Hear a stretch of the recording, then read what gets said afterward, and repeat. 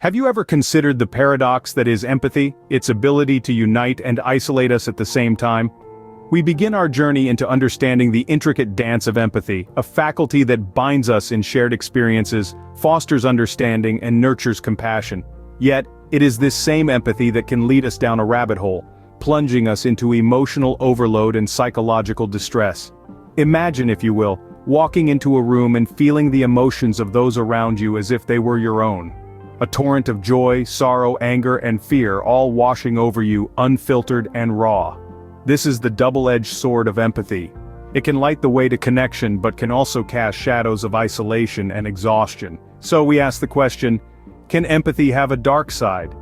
This paradox is particularly profound for a certain personality type known as INFJs, who are renowned for their deep sense of empathy. Imagine walking into a room and feeling the moods of everyone present. For INFJs, this isn't a hypothetical scenario, it's their reality. This is the world of an INFJ, a personality type that is often characterized by a heightened sense of empathy. They don't simply understand the emotions of others, they feel them as if they were their own. For instance, when a friend is heartbroken, an INFJ doesn't just offer comforting words. They share in the heartbreak, feeling every pang of sorrow.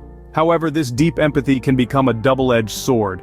On one hand, it allows INFJs to form deep and meaningful connections with others. They can understand and resonate with the experiences of those around them in a way that few other personality types can.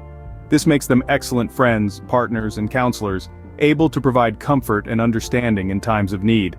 On the other hand, this intense empathy can lead to emotional exhaustion and psychological distress. Like a sponge that soaks up water, INFJs can absorb the emotions of others, both good and bad. This can be draining, especially when they are surrounded by negativity or conflict. The world's pain becomes their pain, and this can be overwhelming. Furthermore, their deep empathy can sometimes lead them into darker psychological territories. An INFJ might find themselves drawn to those who are suffering or in pain, not out of a morbid fascination, but because they feel a strong desire to help and heal. However, this can be a dangerous path. When they absorb others' negative emotions, it can lead to feelings of despair and helplessness, especially when they are unable to alleviate the suffering they perceive. In essence, the empathy that allows INFJs to connect so deeply with others can also be their greatest source of pain. It's a complex and often difficult reality that they navigate daily, a testament to their strength and resilience.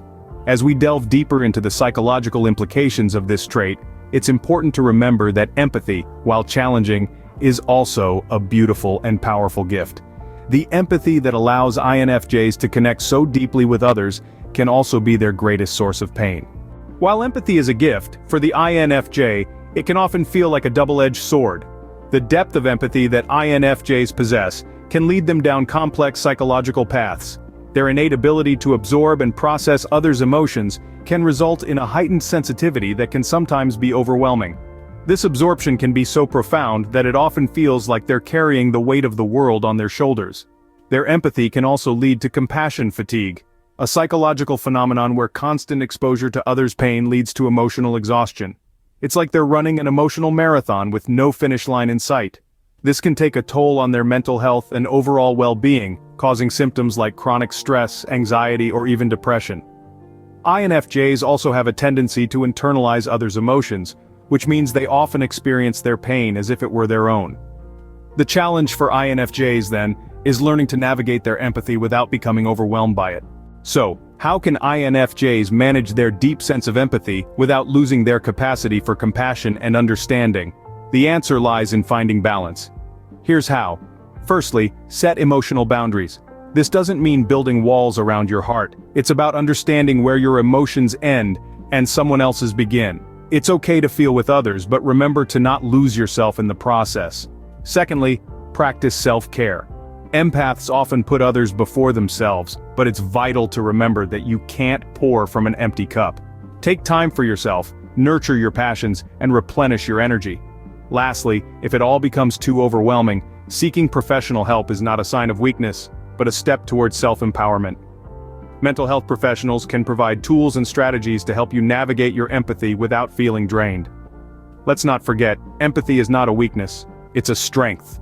With understanding and self-care, INFJs can harness their empathy as a powerful tool for connection and compassion, rather than a source of distress.